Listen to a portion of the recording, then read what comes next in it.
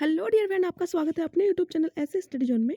यहाँ पर हम ईवीएस के कुछ क्वेश्चंस देखेंगे जो आपके सीटेट एग्जाम के लिए मोस्ट इंपॉर्टेंट साबित होंगे। चलिए क्वेश्चंस स्टार्ट करते हैं। सरिस्का राष्ट्रीय उद्यान कहाँ पर अवस्थित है? सरिस्का राष्ट्रीय उद्यान, अगर हम इसकी बात करें तो इसका जो क्षेत्रफल है वो 190 वर्ग मील में फैला हुआ है। अगर हम स्थापना की बात करें तो ये 1955 में बनाया गया था। ठीक है, 1955 में बनाया गया था। और ये कहाँ पर है? तो ये राजस्थान में है। ठीक है, कहाँ पर है? राजस्थान में। तो आपको ये याद रखना है, सरिस्का राष्ट्रीय उद्यान राजस्थान में है।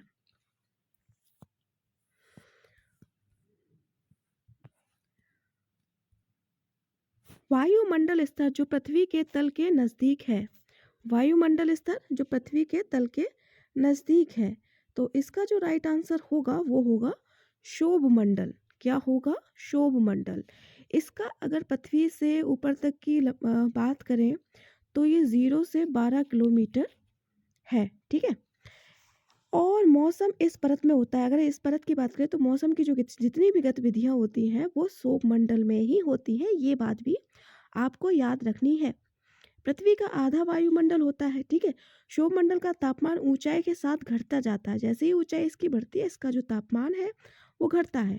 वायुमंडल में जल वाष्प और धूल कणों की उपस्थिति के कारण से यहाँ पर बादल भी पाए जाते हैं। यानी कि आपका ये शोभ मंडल है, इसमें आपको मौसम संबंधी जितनी भी प्रक्रियाएं होती हैं और बादल भी यहाँ पर पाए जाते हैं। तो इसका राइट आंसर होगा शोभ मंडल।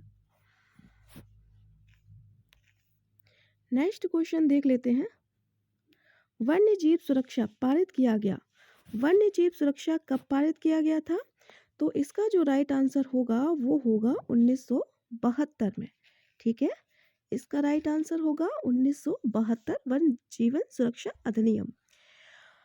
अच्छा, इसका कार्य क्या था? तो जो अवैध जो शिकार या तस्करी थी, इस व्यापार को नियंत्रण करने के लिए इस उद्देश्य को लागू किया गया था। वन संरक्षण, जो कि अवैध तरीके से व्यापार करते थे जानवरों का या शिकार करते थे, उनके लिए ये कठोर कानून लाया गया था 1972 में। दूध से दही बनने की प्रक्रिया को क्या कहते हैं? दूध से दही बनने की प्रक्रिया को क्या कहते हैं? तो इसका जो राइट आंसर होगा वो होगा क्विंडन, क्विंडवन। ठीक है, क्विंडवन कहते हैं ये एक जैव रासायनिक क्रिया होती है। ठीक है, इसमें एक बैक्टीरिया पाया जाता है लैक्टोबैसिलस।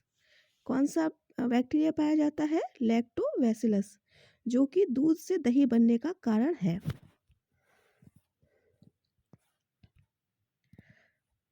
फूलों की घाटी अवस्थित है। तो फूलों की घाटी कहाँ पर अवस्थित है? तो ये है उत्तराखंड में। कहाँ पर है? उत्तराखंड के चमोली में ये स्थित है। और ये अल्पलायन वनस्पतियों का घास का बड़ा मैदान है। ठीक है, अल्पलायन वनस्पतियों का। तो इसका जो राइट आंसर होगा वो होगा उत्तराखंड।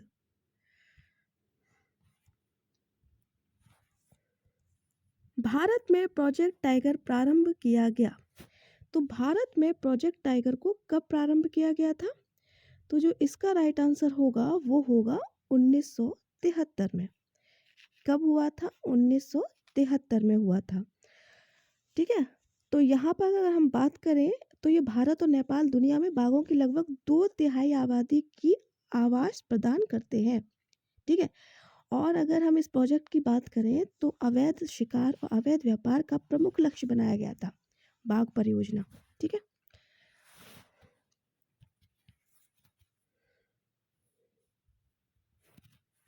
ध्रुव तारा कहाँ जाता है? तो ध्रुव तारा कहा जाता है, किसको कहा जाता है? तो उत्तरी तारे को ध्रुव तारा कहा जाता है। इसका राइट आंसर होगा उत्तरी तारे को ध्रुव तारा कहा जाता है। तो आसमान में जो उत्तर की ओर दो चमकते हुए तारे दिखाई देते हैं ना, उसे ध्रुव तारा कहा जाता है। ठीक है, और ध्रुव तारा पृथ्वी के लगभग 390 प्रकाश वर्ष की दूरी पर है। 390 प्रकाश वर्ष की कितनी दूरी पर है? 390 प्रकाश वर्ष की दूरी पर है। ग्रीन पीस इंटरनेशनल मुख्यालय अवस्थित है। तो ये कहाँ पर अवस्थित है? तो ये एम्स्टर्डम में अवस्थित है। अगर ग्रीन पीस की बात करें तो ये एक स्वतंत्र राष्ट्रीय क्षेत्रीय ग्रीन पीस संगठन है। इसमें 39 देशों में इसका कार्यालय है। 39 देशों में इसका क्या है, कार्यालय है। ठीक है, इसको याद रखना है। ग्रीन पीस इंटरनेशनल मुख्यालय कहाँ अवस्थित है? एम्स्टर्डम में। गिर शेर परियोजना अवस्थित है। तो गिर शेर परियोजना कहाँ पर अवस्थित है? तो ये गुजरात में अवस्थित है। या गुजरात में गिर शेर परियोजना को बनाया गया है। अगर स्थापना की हम बात करें तो इसकी जो स्थापना है वो 1965 में हुई थी। कब हुई थी? 1965 में। और ये भी अभयारण्य रूप से संरक्षित है। ठीक है। संविधान सभा राष्ट्रीय गान को अपनाया गया।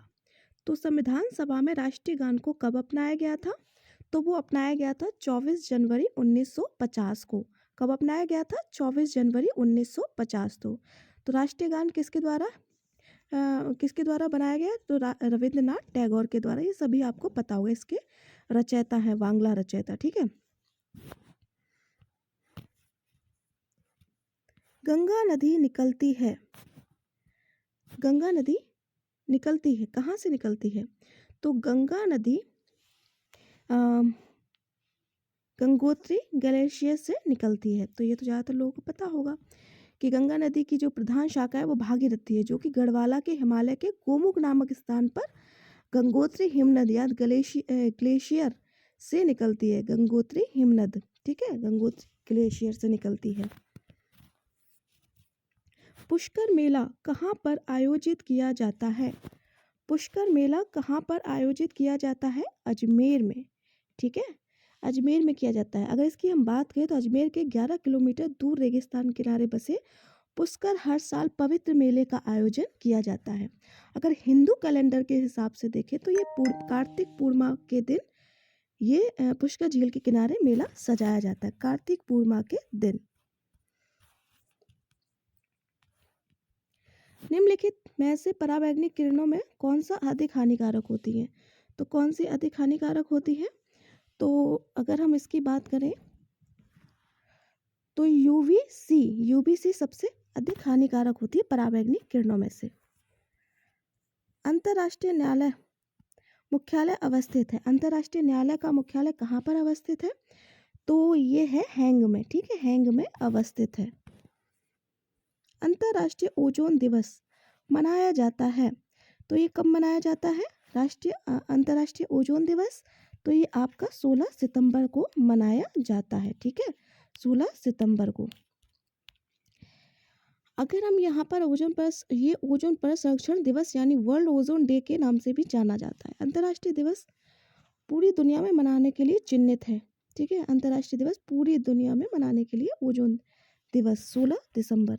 तो उम्मीद है आप लोग जो आखिरी तक वीडियो ने देखा हो उनके लिए धन्यवाद।